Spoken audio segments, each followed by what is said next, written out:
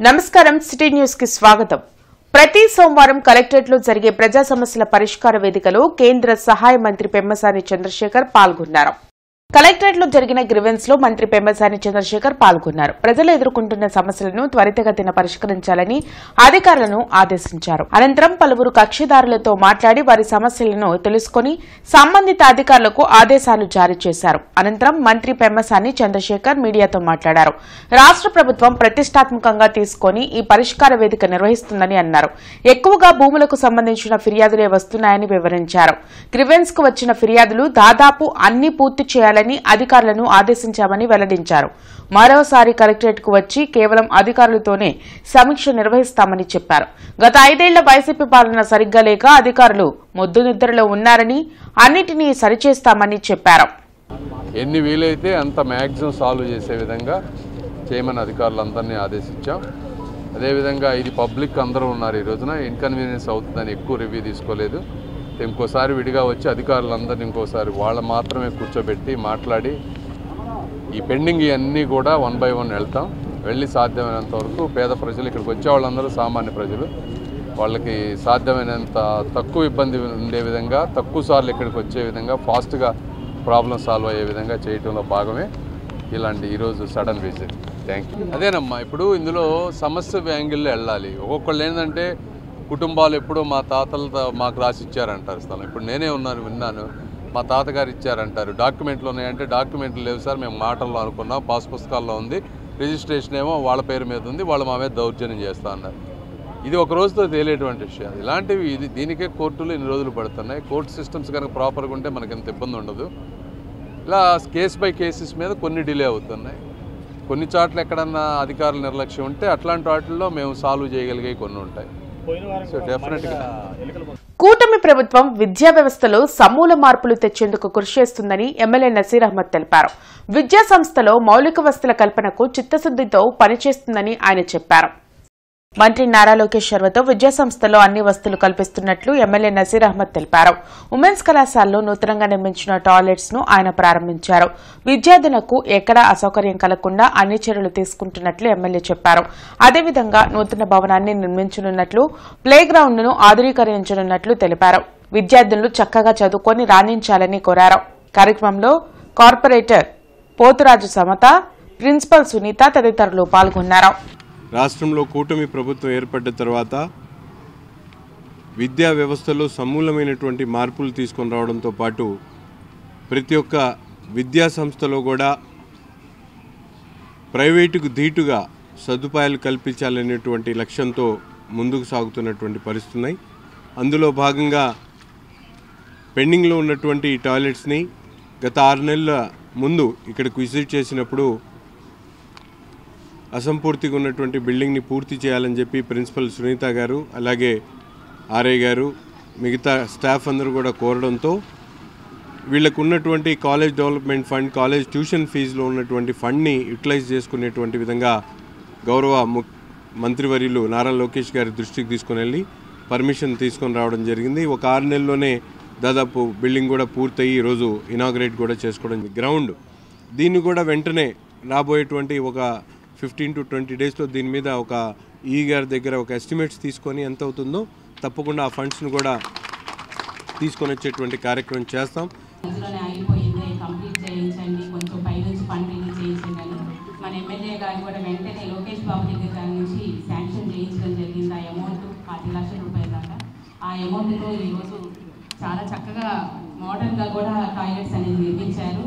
చాలా చక్కగా 2 floors, first floor, second floor చాలా చక్కగా, మళ్ళీ హ్యాండిక్యాప్ వాళ్ళు కూడా స్పెషల్గా టాయిలెట్స్ అవి కూడా కట్టించడం జరిగింది। ఇవన్నీ కూడా మేము ఇప్పుడు అంతా పరిశీలించడం కూడా జరిగింది। మనం ఏదైనా స్కూల్లో పిల్లల్ని చేర్పించేటప్పుడు, స్కూల్ కానీ కాలేజీ కానీ వెళ్ళినప్పుడు అక్కడ ముందు పేరెంట్స్ చూసేది టాయిలెట్స్ ఎలా ఉన్నాయి, వాష్రూమ్స్ ఎలా ఉన్నాయి, ప్లే గ్రౌండ్ ఎలా ఉంది, క్లాస్ రూమ్స్ ఎలా ఉన్నాయి, మన పిల్లలకి కంఫర్ట్గా ఉంటుందా లేదా, ఇవి చూసి మనం చేర్పిస్తూ ఉంటాము। మనకి ఇక్కడ 1000 మంది పిల్లలు ఉంటే ఇక్కడ ఉన్నది కానీ 15 టాయిలెట్సే ఉండటం వల్ల వాళ్ళకి టైం సరిపోక పెద్ద క్యూ లైన్ ఉండటం వల్ల చాలా ఇబ్బంది పడతా ఉంటుంటే ప్రిన్సిపాల్ గారు చొరవ తీసుకొని మరి ఇక్కడ శాంక్షన్ చేయించడం జరిగింది। జిల్లా ఎస్పీ కార్యాలయంలో ప్రజా సమస్యల పరిష్కార వేదిక కార్యక్రమం జరిగింది। జిల్లా నలుమూల నుంచి వచ్చిన బాధితులు తమ సమస్యలు పరిష్కరించాలంటూ ఎస్పీ కార్యాలయంలో అధికారులకు వినతులు ఇచ్చారు। ప్రతి సోమవారం ఎస్పీ కార్యాలయంలో నిర్వహించే ప్రజా సమస్యల పరిష్కార వేదికకు బాధితులు భారీగా తరలివచ్చారు. ఫిర్యాదులను పోలీసు ఉన్నతాధికారులు స్వీకరించారు. ఆయా సమస్యల పరిష్కారంకు తగు చర్యలు తీసుకుంటామని భరోసా కల్పించారు. తన కుమారుడు కొండలకు ఆస్తులు పంచి ఇచ్చినా మాకు మిగిలిన పొలం, ఇల్లు ఇవ్వాలంటూ తమపై దాడి చేసి కొడుతున్నాడని ప్రతిపాడుకు చెందిన బిళ్లా పరమేశ్వరరావు అనే వృద్ధుడు కన్నీట పర్యంతమయ్యారు. పోలీసులు ఎవరూ పట్టించుకోవడం లేదని, తమను కాపాడాలని వేడుకున్నారు. అరండల్పేట మెయిన్ రోడ్లో సండే మార్కెట్ జరగడం వల్ల ట్రాఫిక్ రద్దీ పెరిగిపోయి యాక్సిడెంట్లు అవుతున్నాయని దళిత నాయకులు సముద్రాల చినకోటేశ్వరరావు ఫిర్యాదు చేశారు. సండే మార్కెట్ ని పిచుకులగుంట వైపు మారిస్తే ఎవరికీ ఇబ్బంది ఉండదని అన్నారు. ఆరగ్రహారంలో ఉన్న ఇంటిని ఫైనాన్స్ వారు వేసిన వేలంలో పాడుకుని రిజిస్ట్రేషన్ చేసుకున్న ఇంటిని ట్రాఫిక్ కానిస్టేబుల్ ఏసేపు ఆక్రమించుకుని బెదిరిస్తున్నారని గురజాల మండలం చర్లగుడిపాడుకు చెందిన అలేఖ్య ఫిర్యాదు చేశారు. ఎన్నిసార్లు గ్రీవెన్స్ లో ఫిర్యాదు చేసినా ప్రయోజనం లేదని ఆవేదన వ్యక్తం చేశారు. 5 లక్షలు ఇచ్చా, 3 చోకల బంగారం వెంగాడు, 60 సెంటు పొలం ఇచ్చా, ఇళ్ల స్థలం ఇచ్చా. అవి ఇచ్చింది కాక ఇంకా నీ దగ్గర ఎకరం ఉంది, ఇంకా నీకు డాబా ఉంది, మా తాత సంపాదించిన డాబా, నేను సంపాదించింది వాడికి ఇచ్చేసే స్థలం, వాడు ఇల్లు వేసుకొని ఉన్నాడు. ఇవన్నీ ఇచ్చింది కాక ఆ ఎకరం కూడా రాస్తావా లేదరా నా కొడక అని కర్ర ఇరిగింది నాకు కొట్టాడు. రోజు ఇదే తాగి రావటం కొడతాం. ముగ్గురైతే ఒకటి చనిపోయాడు, 2 ఉన్నారు. 2 ఉంటే ఒక అబ్బాయి, పెద్ద అబ్బాయి తాగుతాడు, ఆడు కూడా తాగి నా మీదకి రాడు, మమ్మల్ని ఇద్దరం కనిపెట్టుకొని ఉంటాడు. కనిపెట్టుకుంటే వాడినేమంటాడు, నా కొడక వాడినేంతో ముసలిని చూస్తారని వాడి మీదకి పోతాడు. మళ్ళీ అరే తల్లిదండ్రులు ఏమన్నా చూడపోతే అట్టరా అని అంటాడు. అంటే ఈడే కీస్ ఇచ్చాక నెక్స్ట్ డే తర్వాత నుంచి ఎవరైతే ప్రీవియస్ ఓనర్ ఉన్నారో అతను వచ్చేసి ఏసేపు గంటేల ట్రాఫిక్ కానిస్టేబుల్ వెస్ట్ జోన్కి సంబంధించి 2 టౌన్ పోలీస్ స్టేషన్కి అతను వాళ్ళ భార్య వీళ్ళందరూ వచ్చేసి వాళ్ళ మనుషులు వచ్చేసి ఇల్లు మాది, ప్రాపర్టీ మాది, మీకు సంబంధం లేదు అని చెప్పేసి దౌర్జన్యంగా వాళ్ళు ఇంటి తాళాలు పగలగొట్టి ఇంట్లోకి వెళ్ళిపోయారండి వాళ్ళు. మేము కొద్దిగా భయంతో వీడియో తీసాము. ఆ వీడియో ప్రూఫ్ కూడా ఉంది, ఆ వీడియో ప్రూఫ్ కూడా ఉందండి మా దగ్గర. సో ఎస్పీ గారి గ్రీవెన్స్లో పెట్టాము. అది ఎస్పీ గారి గ్రీవెన్స్లో పెడితే అతనేమో కింద సిఐ గారికి, డిఎస్పీ గారికి ఫార్వర్డ్ చేసి అప్డేట్ ఇవ్వమని చెప్పాడు.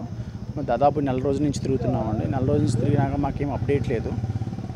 సిఐ గారు, డిఎస్పీ గారు, మళ్ళీ ఎస్పీ గారు 2 సార్లు కలిసాము. వాళ్ళకి చెప్పడం అయితే ఫార్వర్డ్ చేసి చెప్తున్నారు ఎస్పీ గారు సారు, బట్ మాకు ముందుకైతే ఫాలోఅప్ ఏం అవ్వట్లేదు. సో మా ఇల్లు ఖాళీ చేయి, వాళ్ళని ఖాళీ చేసి దౌర్జన్యం వెళ్ళిన వాళ్ళని ఖాళీ చేయించి మా ఇల్లు మాకు ఇవ్వాల్సిందిగా కోరాము మేము సార్ని. తరపున గతంలో 2-3 సార్లు గ్రీవెన్స్లో ఎస్పీ గారి నోటీస్కి, అడిషనల్ ఎస్పీ గారికి, ట్రాఫిక్ డిఎస్పీకి ఇవ్వడం జరిగింది. అదేవిధంగా కమిషనర్ కూడా ఇచ్చాం. ఏంటంటే సండే మార్కెట్ వలన చాలామందికి ప్రమాదాలు జరుగుతున్నాయి. వాళ్ళు శంకుర్లాస్ నుంచి అరండాలపేట 15వ లైన్ వరకు వ్యాపారం చేసుకోవడం చిన్న వ్యాపారస్తులు కాదంట్లా. కానీ ఆ ట్రాఫిక్ వలన ఏంటంటే మరీ రోడ్డు మీదకి వచ్చి నడిచే వాళ్ళకు కూడా ఇబ్బంది కలుగుతుంది. నా దృష్టి 2-3 సార్లు ముసలోళ్ళు దెబ్బలు తగిలితే హాస్పిటల్ అడ్మిట్ చేయడం జరిగింది.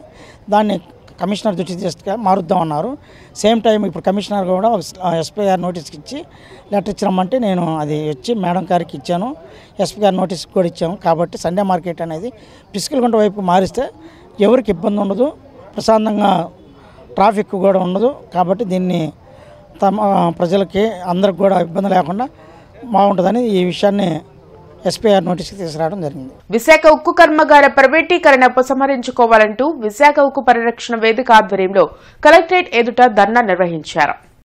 కలెక్టరేట్ ఎదుట జరిగిన ధర్నా కార్యక్రమంలో ఏఐటీయూసీ, సిఐటియు, ఏఐఎఫ్టియు సంఘాల నేతలు వెలుగురి రాధాకృష్ణమూర్తి, దండా లక్ష్మీనారాయణ, కూరపాటి కోటయ్య పాల్గొన్నారు. ఈ సందర్భంగా వారు మాట్లాడుతూ విశాఖ ఉక్కు ఆంధ్రుల హక్కు అని, ఎంతో మంది బలిదానాలతో ఉక్కు పరిశ్రమ సాధించుకున్నామని పేర్కొన్నారు. కేంద్ర, రాష్ట్ర ప్రభుత్వాలు ప్రైవేటీకరణ చేసేందుకు సన్నాహాలు చేస్తున్నారని మండిపడ్డారు. దానిలో భాగంగానే 4,000 మంది కాంట్రాక్ట్ కార్మికులను తొలగించారని అన్నారు.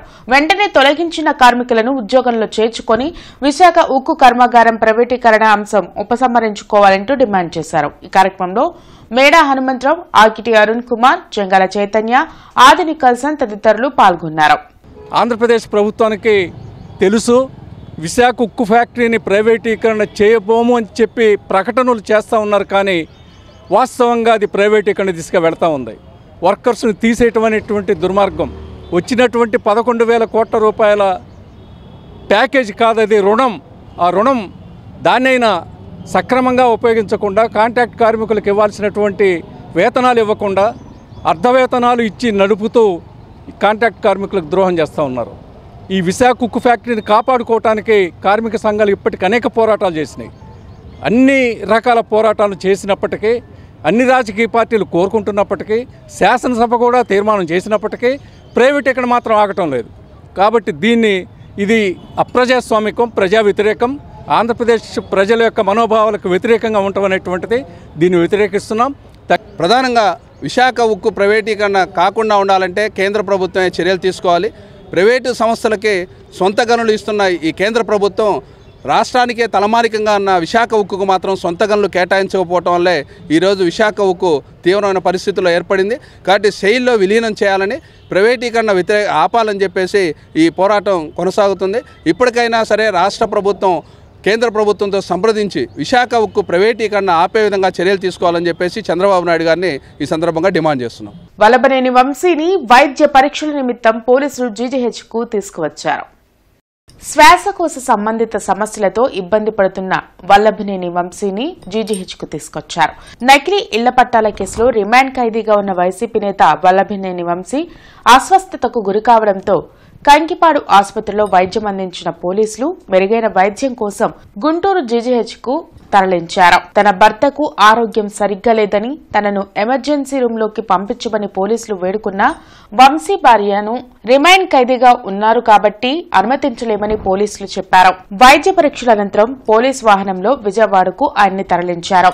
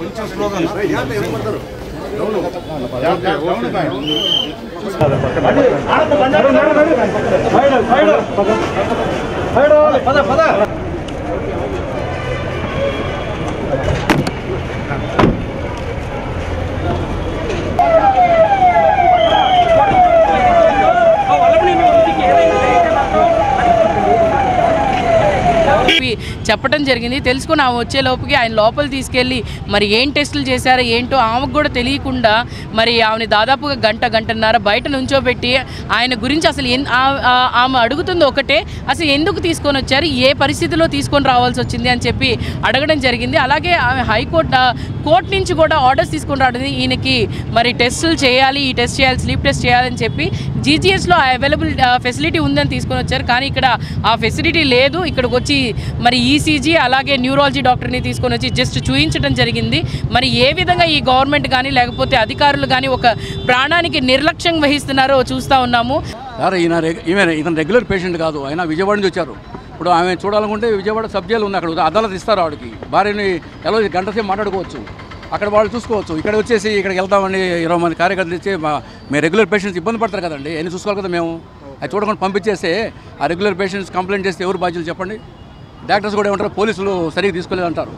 అందుకని మేము వాడికి ఆపాము. వాళ్ళు వచ్చేస్తారు, వచ్చేసినాక వాళ్ళు ఎంతసేపు విజయవాడ సబ్ జైలు పర్మిషన్ తీసుకొని మాట్లాడుకోవచ్చు. ఆ కన్సర్న్ అథారిటీస్ వాళ్ళు అడుకోవచ్చు. ఏం ట్రీట్మెంట్కి వచ్చారు కూడా ఆ కన్సర్న్ సబ్ జైలు వాళ్ళు చెప్తారు. ఆయనకి ఏం ప్రాబ్లం ఉంటే ఇక్కడికి వచ్చారో వాళ్ళు చెప్తారు, మాకు తెలియదు. కలెక్టరేట్ లో ప్రజా సమస్యల పరిష్కార వేదిక కార్యక్రమం జరిగింది. జిల్లా నలుమూలల నుంచి వచ్చిన బాధితులు తమ సమస్యలు పరిష్కరించాలంటూ ఇన్ఛార్జ్ కలెక్టర్ భార్గవ తేజకు వినతులు అందించారు. ప్రతి సోమవారం కలెక్టరేట్లో నిర్వహించే ప్రజా సమస్యల పరిష్కార వేదికకు బాధితులు బారులు తీరారు. ఫిర్యాదులను జిల్లా ఉన్నతాధికారులు స్వీకరించారు. ఆయా సమస్యల పరిష్కారంకు తగు చర్యలు తీసుకుంటామని భరోసా కల్పించారు. తన ఎకరం 5 సెంట్ల పొలాన్ని ఆన్లైన్ నుంచి తొలగించి కాజేయాలని తెలంగాణకు చెందిన వ్యక్తులు బెదిరించి దాడులకు పాల్పడుతున్నారని, అమినాబాద్ కు చెందిన నబీ సాహెబ్ ఫిర్యాదు చేశారు. బృందావన గార్డెన్స్ లోని విభిన్న ప్రతిభావంతుల వసతి గృహం ఆక్రమణకు గురైందని అధికారులు చర్యలు తీసుకుని ఇప్పించాలని విభిన్న ప్రతిభావంతుల నాయకుడు బ్రహ్మయ్య ఫిర్యాదు చేశారు. పెదపరిమి గ్రామంలో తన భూమి 25 సెంట్లు ఉంటే ఆన్లైన్లో కేవలం 10 సెంట్లు మాత్రమే నమోదైందని, ఎన్నిసార్లు అధికారులకు మొనపెట్టుకున్నా ఎవ్వరూ పట్టించుకోవడం లేదని పెదపరిమికి చెందిన విజయ కన్నీట పర్యంతమయ్యారు. ఈ విషయాన్ని కేంద్ర సహాయ మంత్రి పెమ్మసాని చంద్రశేఖర్ దృష్టికి తీసుకువెళ్లానని చెప్పారు. 9 సంవత్సరాల నుంచి మేము పాస్ పుస్తకం రిజిస్టర్ చేయించుకున్నప్పుడు ఉంది, ఆన్లైన్లో ఉంది, అడంగలంలో ఉంది, రిజిస్టర్ చేయించుకున్నాం. సంవత్సరానికి పాస్బుక్ అప్లై చేసుకుందామని వెళ్తే వీఆర్ఓ గారు అన్నారు 15 సెంట్లు తగ్గిందమ్మా, 50 సెంట్లు మీకు 35 ఉందన్నారండి. ఎంతమందికి పెట్టామో సర్వేలు, ఎంతమందికో చూడండి. ఎంజాయ్మెంట్ ఆర్టీఓలు కానీ ఎంఆర్ఓలు కానీ మమ్మల్ని ఏం చేయమంటారు, మీరు అడగగానే మేము చేయాలంటున్నారు సార్. అసలు మేము చేయాలంటే మీరు అడిగితే మీకు ఎవరు చెప్పారు? గ్రీవెన్స్లో మేడం చెప్పారు, కలెక్టర్ గారు పంపించారంటే కలెక్టర్ గారిని ఎక్కిమనండి వెళ్ళి, అయితే కలెక్టర్ గారి దగ్గరికి వెళ్ళి అడగండి అని అంటున్నారండి. ఎంఆర్ఓ గారు వాళ్ళు ఇష్టం వచ్చినట్టు కేర్లెస్ గా మాట్లాడుతున్నారండి. 9 సంవత్సరాలు మా అమ్మగారు కిడ్నీ తీసేశారండి, నీళ్లు లేక ఆహారం లేక ఉదయం వస్తే 9 వరకు ఎంఆర్ఓ ఆఫీస్ చుట్టూ కూర్చొని. గత కొన్నేళ్లుగా బృందావన గార్డెన్ హాస్టల్లో ఉన్న స్థలాన్ని మా హ్యాండిక్యాప్డ్కి వృత్తి కోర్సుల గురించి మేము అందరం కూడా అడగడం జరుగుతుంది. లాట్ ఆఫ్ టైమ్స్ కలెక్టర్ గారికి మెమరాండాలు ఇచ్చాము లాస్ట్ 6 మంత్స్ నుంచి. ఇంతవరకు దాని మీద ఎటువంటి ఎంక్వైరీ చేసి జాప్యం జరగడం జరుగుతుంది. ఎంక్వైరీనే జరగకపోవడం వల్ల జాప్యం జరుగుతుంది, మాకు తీరని అన్యాయం జరుగుతుంది. కాబట్టి తొందరగా మాకు జాప్యం కాకుండా తొందరగా అది కూడా మాకు ఇచ్చినట్లయితే మేము అందరం కూడా ప్రభుత్వానికి ఎంతో రుణపడి ఉంటామని చెప్పి ఎంపీ గారికి పెమ్మసాని చంద్రశేఖర్ గారికి విన్నవించడం జరిగింది. ఆయన కూడా సానుకూలంగా స్పందించారు. వీలైనంత త్వరగా మీ అందరికీ చెక్ చేసి పెడతారన్నారు. సో దానికి ధన్యవాదాలు తెలియజేసుకుంటున్నాం. ఆన్లైన్లో మా ఇది ఇచ్చేసి పేర్లు ఇప్పుడు మా భూమిని కూడా అమ్మమని ఎంతో కొంత డబ్బులు ఇస్తాం, లేకపోతే ఏమో ఎంతో కొంత మా భూమి ఇవ్వాలని దౌర్జన్యం చేస్తున్నారు సార్. తెలంగాణ నుంచి వచ్చి ఇక్కడికి బాగా దౌర్జన్యం చేస్తున్నారు. పేరు సలీము, అబ్దుల్ రౌఫ్, అబ్దుల్ రహమాన్ సార్, వీళ్ళు ముగ్గురు. వాళ్ళ నాన్నగారి పేరేమో శంషుద్దీన్. ఇక్కడ అమీనాబాద్లో గ్రామస్తులు అందరూ చెప్పారు వాళ్ళకి పేదవాళ్ళు వాళ్ళ జోలికి వద్దు, ఇదిగో ఇట్లా అని ఎన్నిసార్లు పరిష్కారాలు కూడా మళ్ళీ ఎంఆర్ఓ గారి దగ్గరికి వెళ్ళినా ఎవ్వరు కూడా సార్. వాస్తవంగా అయితే ఇప్పుడు 7.5 సంవత్సరాల నుంచి నేను కష్టపడుతున్నాను, తిరుగుతున్నాను. నేను తిరుగుతున్న విషయం ప్రతి ఒక్కసారి కూడా మీడియాకి చెప్పాను, ఆఫీసర్లు పెట్టాను, అర్జీలు పెడుతున్నాను, కాల్ సెంటర్ నుంచి కానీ అన్ని విధాలుగా సార్. మీ సేవ నుంచి కూడా అప్లికేషన్లు పెట్టాం. సర్వేకి కూడా వచ్చిన వాళ్ళని కూడా బెదిరించి పంపించేస్తున్నాడు. ఏదనంటే ఏమో మన తెలంగాణ నుంచి మంత్రుల చేత ఎంఆర్ఓలకు కానీ వీఆర్ఓలకు కానీ ఎస్ఐలకు కానీ ఫోన్ చేసి ల్యాండ్ సెటిల్మెంట్లు చేసుకో ఇట్లా చేస్తున్నాడు సార్, బాగా బెదిరిస్తున్నాడు. కాకుమారి వారి తోటలో ఉన్న కార్మిక శాఖకు చెందిన స్థలంలో వాకింగ్ ట్రాక్, పార్క్ ఏర్పాటు చేయాలని సిపిఐ నేతలు అసిస్టెంట్ లేబర్ కమిషనర్ కు వినతి పత్రం అందజేశారు. అరండల్పేటలోని లేబర్ కార్యాలయం వద్ద సిపిఐ నగర కార్యదర్శి కోటా మాల్యాద్రి మీడియాతో మాట్లాడారు. కాకుమాని వారి తోటలో 14 ఎకరాల భూమి నిరుపయోగంగా ఉందని, దానిలో ముఖ్యమంత్రి చంద్రబాబు నాయుడు 6 ఎకరాలు ఆసుపత్రికి కేటాయించారని తెలిపారు. మిగిలిన భూమిలో ప్రజల కోసం పార్కును నిర్మించి వాకింగ్ ట్రాక్ ఏర్పాటు చేయాలని కోరారు. ఈ కార్యక్రమంలో సిపిఐ జిల్లా నాయకులు పాల్గొన్నారు. ఏదైతే మరి వెల్ఫేర్ సెంటర్లో నిరుపయోగం స్థలాన్ని మరి బదిలీ చేయమని లేబర్ డిపార్ట్మెంట్ని వారిని కోరడం కోసం రావడం జరిగింది. ఈ ప్రాంతంలో మరి సుమారు 1 లక్ష పైగా ప్రజలు ఉన్నారు. వాళ్ళకి మరి వాకింగ్కి వెళ్ళాలంటే ఓ పక్క ఎన్టీఆర్ స్టేడియం, రెండో పక్క బీఆర్ స్టేడియం ఉంది తప్ప ఈ దగ్గర ఏమీ లేదు. కాబట్టి త్వరితగతిన పార్కు నిర్మాణం చేపట్టి వెల్ఫేర్ సెంటర్లో వాకింగ్ ట్రాక్ని ఏర్పాటు చేయాలని సిపిఐగా కోరుతా ఉన్నాం. టీడీపీ జిల్లా పార్టీ కార్యాలయంలో ఎంపీ పెమ్మసాని చంద్రశేఖర్ ఆధ్వర్యంలో గుంటూరు జిల్లా స్థాయిలో మినీ మహానాడు కార్యక్రమం జరిగింది. నాయకులు, కార్యకర్తలు పెద్ద ఎత్తున పాల్గొన్నారు. అరండల్పేటలోని టీడీపీ జిల్లా పార్టీ కార్యాలయంలో జరిగిన మినీ మహానాడు కార్యక్రమంలో ముఖ్య అతిథిగా కేంద్ర సహాయ మంత్రి పెమ్మసాని చంద్రశేఖర్ పాల్గొన్నారు. అతిథులుగా జిల్లా అధ్యక్షులు తెనాలి శ్రావణ్ కుమార్, ఎమ్మెల్యేలు బోర్ల రామాంజనేయులు, గళ్లా మాధవి, నసీర్ అహ్మద్, ధూళిపాళ్ల నరేంద్ర, మేయర్ కోవిల్మిడి రవీంద్ర పాల్గొన్నారు. తెలుగుదేశం పార్టీ పెట్టి పేదవారి కడుపు నింపి రాష్ట్రాన్ని అభివృద్ది దిశగా నడిపించిన అన్న ఎన్టీఆర్కు భారతరత్న ఇవ్వాలని తీర్మానం చేశారు. జగన్ ప్రభుత్వం అరాచకాలను యువగళం పాదయాత్ర ద్వారా ఎదిరించిన మంత్రి లోకేష్ కు మహానాడులో వర్కింగ్ ప్రెసిడెంట్గా చేయాలని తీర్మానించారు. అలాగే పలు అంశాలపై మినీ మహానాడులో తీర్మానాలు చేశారు. ఈ కార్యక్రమంలో ఏపీ ఐడీసీ చైర్మన్ డేగల ప్రభాకర్, లిడ్ క్యాప్ చైర్మన్ పిల్లి మాణిక్యాలరావు, మాజీ ఎమ్మెల్సీ రామకృష్ణ, తాడిశెట్టి మురళి, తాళ్ల వెంకటేష్ యాదవ్, కనపర్తి శ్రీనివాసరావు, రావిపాటి సాయి, వడ్డాణం హరిబాబు, అన్ని డివిజన్ల అధ్యక్షులు, కార్పొరేటర్లు, కార్యకర్తలు పాల్గొన్నారు. పార్టీ పెట్టిన 9 నెలల్లోనే అధికారానికి తీసుకొచ్చి 33.5 సంవత్సరాల పాటు ఏకఛత్రాధిపత్యంగా ఏలిన కాంగ్రెస్ పార్టీని కూకటి వేళ్లతో పెగిలించి తెలుగుదేశం పార్టీని స్థాపించిన 9 నెలల్లోనే అధికారానికి వచ్చిన అన్న నందమూరి తారక రామారావు గారు స్థాపించిన పార్టీ. దేశవ్యాప్తంగా కేంద్ర ప్రభుత్వం సహా అమలు చేస్తున్న కార్యక్రమాలన్నీ కూడా మరి తెలుగుదేశం పార్టీ ద్వారానే సాధ్యమైంది. తెలుగుదేశమే దీనికి ఆరంభం అని చెప్పి మనం తెలియజేసుకుంటూ, నందమూరి తారక రామారావు గారు సమాజమే దేవాలయం అన్నాడు. మరి మన చంద్రబాబు నాయుడు గారు సమాజంలో పేదరికం ఉండకూడదు అంటున్నారు. మరి అదేవిధంగా ఈరోజు P4 ఫార్మాల్లో పేదరికం లేనటువంటి సమాజాన్ని ఏర్పాటు చేయాలి. అది ఎంతో దూరం లేదు, ఒక 22 సంవత్సరాల్లో దాన్ని మనం సాధిస్తాం. మరి సాధిస్తామంటే ఏంటి అది P4 అంటే? ఇప్పుడు మనకు తలసరి ఆదాయం 2,67,000 ఉంటే దాన్ని 36 లక్షలు పైగా తీసుకెళ్లేటటువంటి కార్యక్రమం. ఈరోజు మనం సరాసరి బతకడం 67 నుంచి 70 సంవత్సరాలు అయితే 90 సంవత్సరాల వరకు జీవన ప్రమాణాలు పెంచేటటువంటి కార్యక్రమాలు.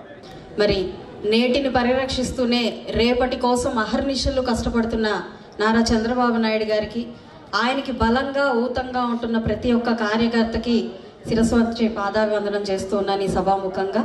రానున్న పండుగ తెలుగుదేశం పార్టీ పండుగ అయిన మహానాడును పురస్కరించుకొని ప్రతి ఒక్క కార్యకర్త కూడా వెల్లువెత్తున గడప గడప తొక్కాలి అని చెప్పి ఈ సభాముఖంగా కోరుకుంటున్నాను. ప్రతిపాదనలో ముఖ్యంగా పశ్చిమ నుంచి యూజీడీని పొందుపరిచి ఇవ్వడం జరిగింది. వాటికి ఆమోదం తెలిపినందుకు కృతజ్ఞతలు తెలుపుతున్నాను.